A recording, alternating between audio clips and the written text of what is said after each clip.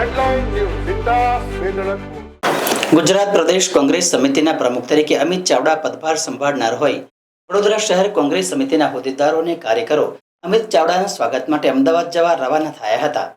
ગુજરાત કોંગ્રેસ પ્રદેશ પ્રમુખનો પદભાર સંભાળ્યા બાદ અમિત ચાવડા આજે દિલ્હીથી અમદાવાદ પરત ફર્યા હતા.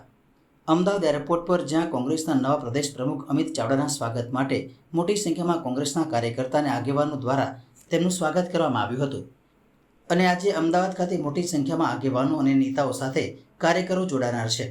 ત્યારે વડોદરા શહેર કોંગ્રેસ સમિતિ દ્વારા અમદાવાદ જવા માટે રવાના થયા હતા, જેમાં કોંગ્રેસના પ્રમુખ, વિપક્ષી નેતા અને આગેવાનો સાથે કાર્યકરો દાંડિયા બજાર ખાતે આવેલ કોંગ્રેસ કાર્યાલયથી અમદાવાદ જવા રવાના થયા હતા.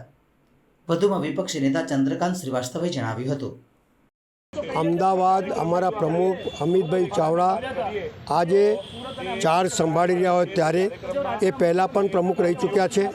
એમના કામ કરવાની પદ્ધતિ નાનાથી નાના માણસને જોડવાની છે અને એટલા જ માટે તમામ કાર્યકર્તા ત્યાં જઈ રહ્યા છે. હવે આગામી સમયની અંદર કોર્પોરેશનની ચૂંટણી છે એટલે તાકાતથી આખા ગુજરાતમાંથી લોકો ભેગા થશે. કોંગ્રેસ પાર્ટીની તાકાત શું છે એ આજે મંચ ઉપર ખબર પડશે.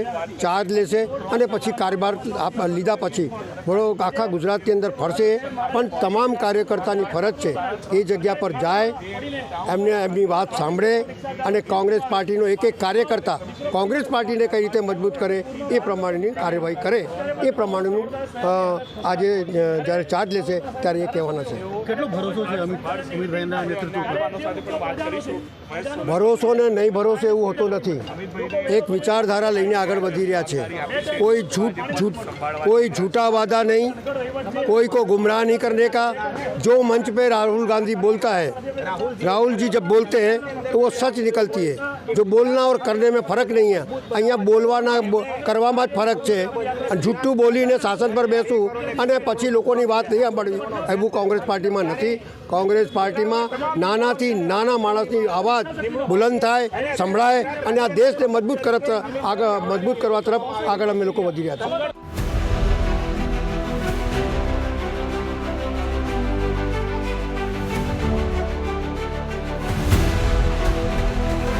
हर समस्या की डेडलाइन. हेडलाइन न्यूज़ ज़िंदा वेदळकपुर.